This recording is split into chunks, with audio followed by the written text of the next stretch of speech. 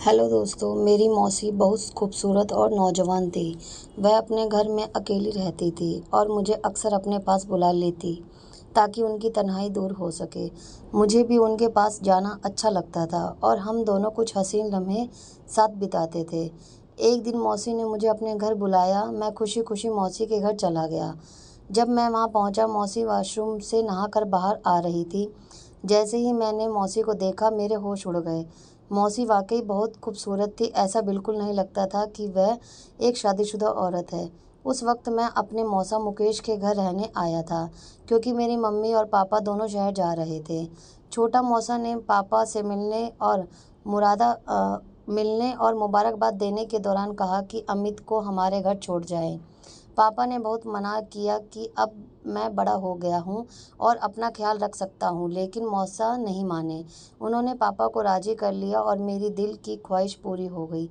मेरे पास हमारे पुराने घर की चाबी थी जो खाली पड़ा हुआ था, और मैं उसे अपने मकसद के लिए भरपूर इस्तेमाल करता था। मौसी की शादी मेरे मौसा से लगभग 5 साल पहले हुई थी। उस वक्त मैं 15 साल का था। तब भी मौसी को देखकर मुझे बहुत अच्छा लगता था, क्योंकि वह ना सिर्फ खूबसूरत थी बल्कि धीमे लहजे वाली और भरपूर जिस्म की मालकिन थी। मौसा और मौसी की जोड़ी मिसाल थी। शादी के बाद मौसी का बदन और भी दिलकश हो गया था। खूबसूरत तो वह पहले से ही थी, लेकिन अब उनका हर हिस्सा अपनी तरफ खिंचता हुआ और महसूस होता हुआ था। उस दिन मौसी घर की सफाई कर रही थी और मैं टीवी देख रहा था। मौसी ने मुझसे पूछा, अमित बेटा, आजकल कॉलेज नहीं जाना क्या? मैंने दिल में मौसी को बेटा बुलाने पर बुरा मानते हुए कहा, नहीं मौसी, सेमेस्टर ख़त्म हो गया है, इसीलिए 1.5 महीने की छुट्टियां हैं। मौसी ने सर हिलाया और झुककर मेज पर कपड़ा मारने लगी। मुझे समझ नहीं आ रहा था कि क्या करूं और क्या ना करूं। 2 दिन गुजर चुके थे मुझे मौसी के घर आए हुए, अभी भी कुछ ही दिन हुए थे। रात के खाने पर मौसी को मुझसे कहा कि उन्हें 20 दिन के लिए शहर जाना है। अगर उन्हें ज़्यादा दिनों के लिए जाना होता तो वह मौसी को भी साथ ले जाते, मगर इस बार मौसी के घर पर था, इसीलिए उन्होंने अकेले जाना उचित समझा। मैंने मौसी की आदतों और दिनचर्या को अच्छी तरह से अवलोकन किया। मैंने देखा कि मौसी चाय का बहुत अधिक सेवन करती है और वह चाय हमेशा खुले दूध की बनाती है, जबकि मुझे डब्बे के दूध की चाय पीने की आदत है। अगले दिन मैं गेम खेल रहा था और हेडफोन लगाए हुए था। मुझे पता नहीं था कि मौसी मेरे साथ आकर बैठ गई थी और मुझे खेलते हुए देख रही थी। हम दोस्त आपस में मजाक कर रहे थे और मैं कुछ बकवास बातें कर रहा था जो काफ़ी बेहुदा थी। मौसी हैरान और परेशान होकर मेरी बातें सुन रही थी। उन्होंने मुझे आवाज़ देकर अपनी मौजूदगी का एहसास दिलाने की कोशिश की, पर म्यूज़िक की वजह से मुझे कुछ सुनाई नहीं दे रहा था। मौसी मेरी बेहुदा बातें काफ़ी देर तक सुनती रही और फिर उठकर अपने कमरे में चली गई। शाम को जब मैं दोस्तों से मिलने बाहर आ जाने लगा तो मौसी को बताने के लिए उनके कमरे की तरफ गया। उस समय मेरे दिमाग में कुछ खास नहीं था। फिर मैं वापस आकर बेड पर लेट गया। थोड़ी देर बाद मैंने कहा कि मुझे चाय पीनी है, क्या वह बना देगी? मुझे मुस्कुरा कर बोली, क्यों नहीं मेरे, बस 2 मिनट में फ्रेश हो जाऊं फिर बना देती हूँ, और बाथरूम की तरफ बढ़ गई। मैं गैलरी में जाकर बैठ गया और सामान, लॉन और फूलों को देखने लगा। एक फूल मुझे बहुत पसंद आया। मैंने उसे करीब से जाकर देखा और फिर तोड़ लिया। मौसी मुझे आवाज़ दे रही थी कि मैंने जवाब दिया, बाहर हूँ। तो वह हाथ में चाय पकड़े बाहर आई, जिसमें 2 कप चाय थी। उन्होंने एक कप मुझे पकड़ाया और दूसरा खुद उठाकर मेज पर रख दिया। मैंने वह फूल जो मैंने कप पकड़ा हुआ था मौसी की तरफ बढ़ा दिया। मौसी ने मुस्कुराकर फूल मेरे हाथ से ले लिया और कहा, शुक्रिया मेरे बच्चे, मेरे सारे अरमानों पर पानी फिर गया था। मैंने मौसी की तरफ देखा और पूछा, मौसी आप बोर नहीं होती? सारा दिन घर में रहकर मैं तो बोर हो गया हूँ। कई बार घूमने चले? मौसी ने जवाब दिया, नहीं अमित, मैं तुम्हारे मौसा के साथ हर जगह जाती हूँ, लेकिन उनके बिना कहीं नहीं जाती। मैं खामोश होकर चाय पीने लगा। रात के खाने के बाद मैंने एक मूवी लगाई और बैठकर देखने लगा। मौसी भी मेरे पास आकर बैठ गई और मूवी देखने लगी। जब मौसी ने देखा कि मूवी में वही बकवास हो रही है जो मैं दोपहर को गेम खेलते वक्त कर रहा था, तो उन्होंने कहा, अच्छा जी, सारी गालियाँ और बकवास तुमने यहाँ से सीखी हैं? यह तो बहुत गंदी बात है। तुम बहुत बेहुदा ज़ुबान इस्तेमाल करते हो। शर्म से मेरे पसीने छूट गए। मौसी ने फिर कहा, तुम्हारी माँ से बात करूंगी कि वह तुम पर नज़र रखे, तुम हाथ से निकलते जा रहे हो। मैंने नज़र उठाकर देखा तो और कहा, गलती हो गई, माफ़ कर दो। पर क्या करूँ, सब लड़के इसी तरह की बकवास करते हैं। मुझे भी जवाब जब देना होता तो ऐसी बातें मुंह से निकलती हैं। मौसी हंस पड़ी और बोली, डरो नहीं, किसी को कुछ नहीं कहूँगी। मुझे पता है कि तुम लड़के किस तरह की बातें करते हो। अच्छा यार, कोई और मूवी लगाओ, यह क्या लगाया हुआ है। तब जाकर मेरी सास में सास आई और मैंने खाला से पूछा, कौन सी मूवी लगाऊं। उन्होंने कहा, कोई इंडियन मूवी लगाओ। मैंने एक इंडियन मूवी लगा दी। मौसी मूवी देख रही थी और मैं चोरी चोरी उन्हें ही देख रहा था। मौसी ने अपनी एक टांग उठाकर दूसरी टांग पर रखी और सोफे की टेक और बाजू से लग कर आराम से बैठ गई। फिर मैंने भी अपनी एक टांग उठाकर दूसरी टांग पर रखी और मुझे लगा कि मौसी ने मेरी इस हरकत को नोट किया है और उनके चेहरे पर हल्की सी मुस्कुराहट आ गई।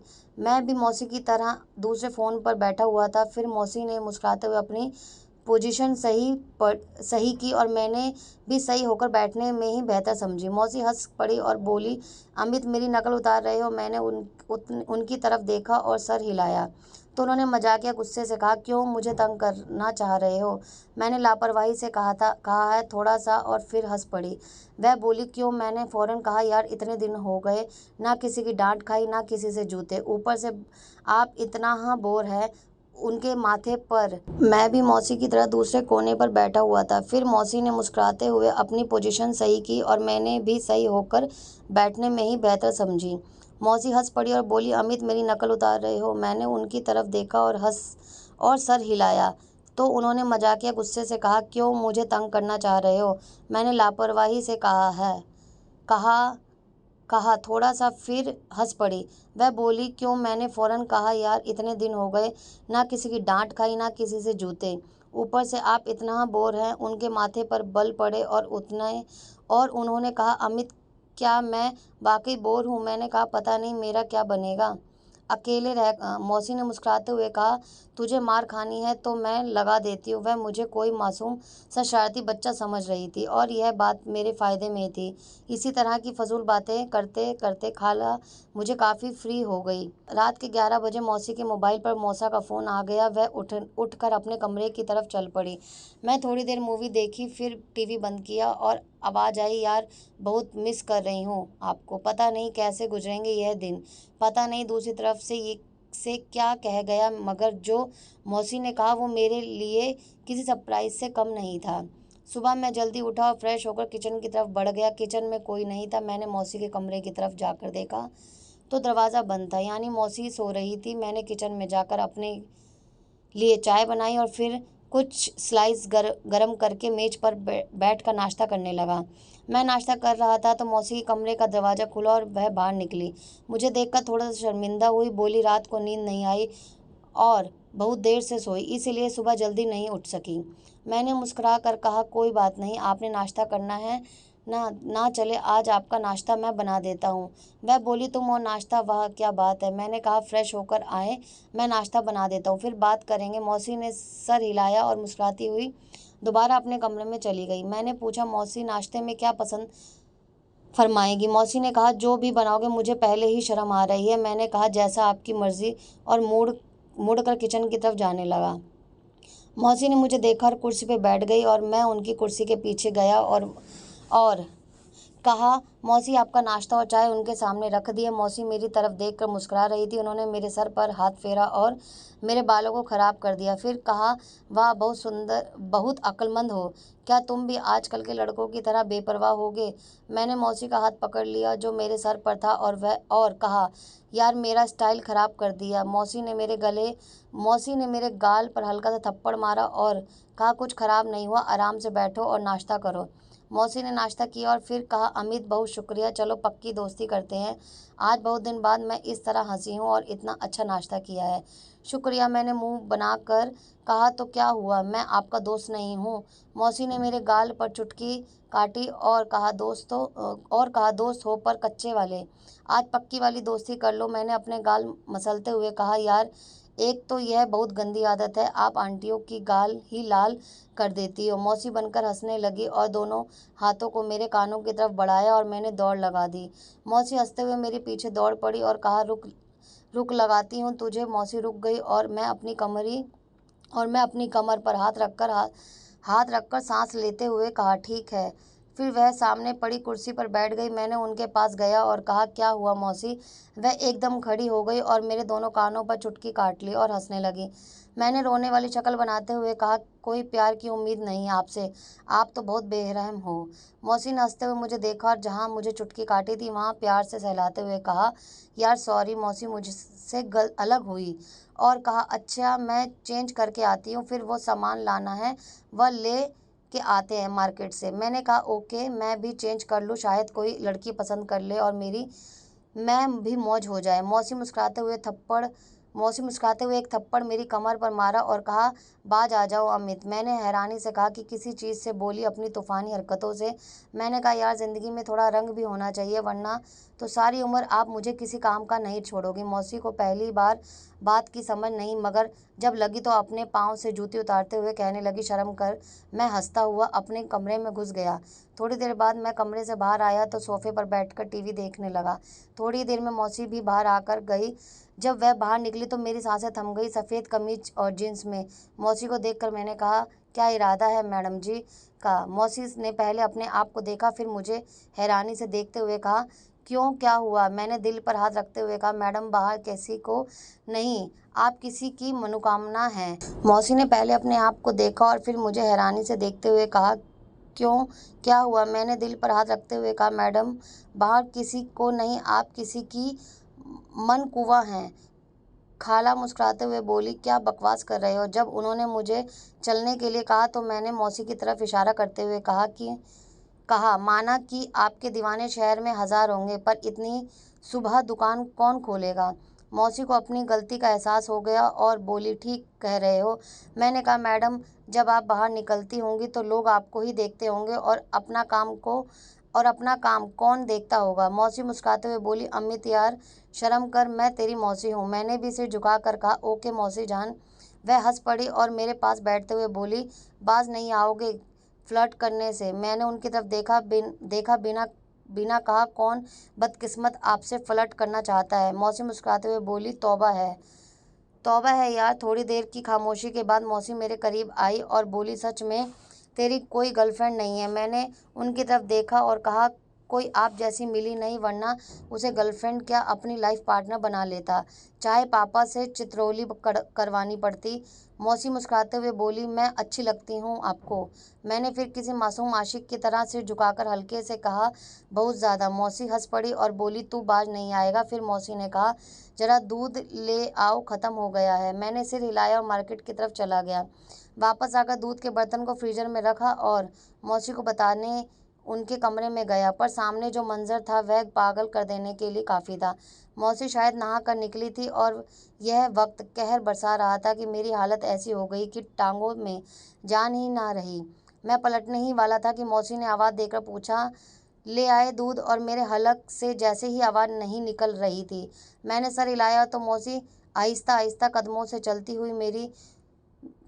हुई मेरी तरफ आई और मेरे चेहरे के नीचे रखकर पुचकाया, क्या हुआ? मैंने चेहरा ऊपर उठाया और उनकी आंखों में देखते हुए कहा, कुछ नहीं मौसी। मौसी ने मेरी आंखों में देखा, कहा, अमित सच सच बताओ, मेरा इस तरह तुम्हारे सामने आना अच्छा है या क्या? मैंने सर हिलाया, दोबारा सर झुकाकर कहा, अगर आपको लग रहा है कि मैं आपकी तरफ आकर्षित हो रहा हूँ तो आप गलत हैं।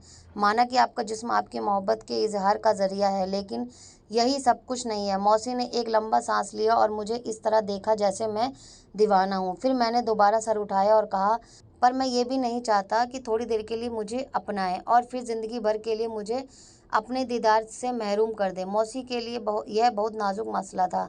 फिर वह एक तरफ बेड पर बैठ गई और कहा, मेरे पास आओ, यहाँ बैठो। मैं आराम से चलता हुआ उनके पास बैठ गया। उन्होंने मेरा हाथ पकड़कर अपने दूसरे हाथ पर रखा और कहा, अमित जो मिल जाए इस पर शुक्राना चाहिए। मौसी के जहन में क्या चल रहा था और उस वक्त वहाँ से मैदान जग छोड़कर भाग जाने वाली बात थी। मैं सुकून से कमरे में वापस आ गया। तभी मुझे लगा कि मौसी अंदर रो रही है। उनके सिसकने की आवाज़ बाहर तक आ रही थी। मैं दरवाजे के पास गया और कहा, आप ठीक हैं? अंदर से कोई आवाज़ नहीं आया, बस सिसकने की आवाज़ आ रही थी। बस सिसकने की आवाज़ बंद हो गई। मैंने फिर पूछा, मौसी क्या बात है, क्यों रो रही हो आप? अंदर से आवाज़ आई, अमित मैं थोड़ी देर के लिए अकेली रहना चाहती हूँ, प्लीज़ अपने रूम में चले जाओ। मैंने कहा ओके, आप ठीक है ना? तो मौसी ने कहा हाँ हाँ मैं ठीक हूँ, मुझे कुछ समझ नहीं आ रहा था आगे क्या करना है। मैं जल्दी से वापस आ गया। कुछ देर बाद मौसी भी फ्रेश होकर बाहर आई और मुझसे माफ़ी मांगने लगी। उस दिन के बाद मैंने मौसी को बहुत ज़्यादा ख्याल रखना शुरू कर दिया क्योंकि वह बहुत ज़्यादा तन्हाई का शिकार हो गई थी। मैंने मौसा को भी फ़ोन करके वापस घर बुला लिया और मौसी क्योंकि जवान और हसीन औरत थी इसलिए वह अपनी तन्हाई को मिटाने के लिए बहुत ज़्यादा तरस गई थी। लेकिन शुक्र है कि हमारे बीच किसी भी तरह का गलत ताल्लुक नहीं बना। कुछ दिन मैंने और मौसी के घर में गुजारे और फिर मेरे मम्मी पापा घर वापस आ गए और मैं अपने घर लौट आया। हमेशा ध्यान रखिए कि घर में किसी को अकेला छोड़कर ना जाए, चाहे वह आपकी बहन हो या बीवी, क्योंकि शैतान कभी भी इंसान को बहका खा सकता है और इसका कारण इंसान बड़ी गलती कर सकता है। मर्दों को चाहिए कि वह अपनी बहन या बीवी को घर में किसी नामहरम के साथ अकेला ना छोड़े।